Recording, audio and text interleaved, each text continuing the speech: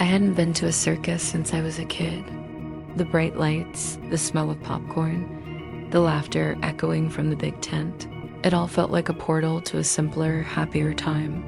So when the traveling circus rolled into town, I couldn't resist. It was called Carnival Nocturne, and its posters promised a night of wonder and mystery like no other. The grounds were bustling when I arrived. Children ran around clutching balloons, couples shared cotton candy, and performers in elaborate costumes roamed the crowd, winking and pulling off little magic tricks. It was perfect. A little slice of magic in an otherwise dull week. Among the attractions, the Castle of Horror caught my eye. It was a towering structure, painted in eerie black and crimson with flickering lights that made it seem alive. A clown at the entrance, his makeup exaggerated to grotesque proportions, waved me in with a grin that felt too wide. "You won't forget this," he said in a sing-song voice as I passed through the creaking doors. The inside was dark, lit only by dim, shifting lights.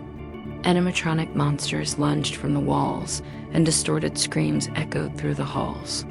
It was typical haunted house fare at first cheap thrills and fake blood, but as I moved deeper into the maze, things started to change. The air grew colder, and the animatronics seemed wrong. They moved too smoothly, their eyes following me in a way that felt almost conscious. A figure dressed as a vampire stepped into my path, his pale face almost glowing in the dim light. "You're not supposed to be here."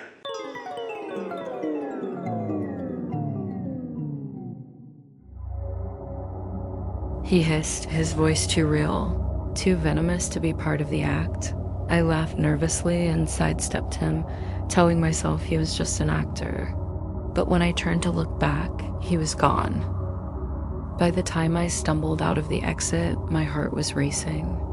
The air outside felt heavier, colder than when I had gone in. I looked around, expecting to see the bustling circus, but what greeted me instead made my stomach drop. The grounds were empty. The colorful lights were dim, flickering like dying candles. The cheerful music was gone, replaced by an oppressive silence. The vibrant tents were tattered and gray, sagging like forgotten relics. The carnival rides sat rusting, their once bright paint peeling away. "Hello?" I called out, my voice echoing. No one answered.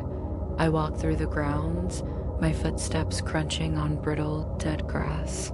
Every booth, every ride was abandoned.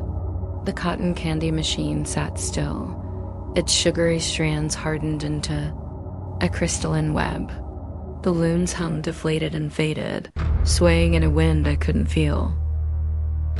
I thought maybe it was some elaborate trick, part of the horror attraction, but the more I walked, the more real the desolation felt. I reached the main tent, its entrance yawning open like a mouth waiting to swallow me. Against my better judgment, I stepped inside.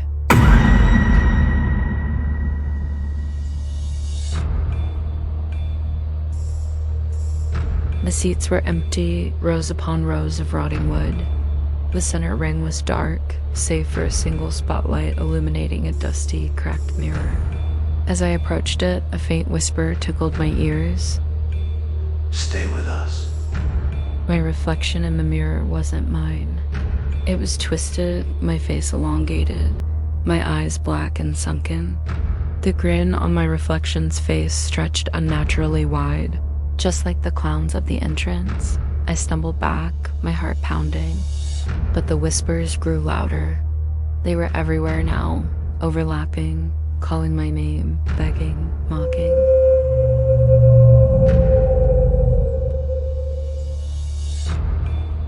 I ran, out of the tent, through the empty carnival grounds, past the abandoned rides. The path I had taken to get in was gone, replaced by rows of trees that seemed to stretch forever. The harder I tried to find my way out, the more lost I became. Then, in the distance, I saw it, the clown from the entrance. He stood motionless, his head tilted as if in pity. Enjoying the show? He asked, his voice cutting through the air like a blade. I tried to scream, to demand answers, but the world began to spin. The sky above twisted, darkened, until I was swallowed by shadows. When I woke up, I was lying in a field on the outskirts of town. The circus was gone, as if it had never been there. But in my pocket was a crumpled ticket, faded and smeared with red stains. Now, every time I close my eyes, I hear them, the whispers, the laughter, the call to return. And sometimes, in the distance, I see the faint glow of carnival lights beckoning me back to Carnival Nocturne.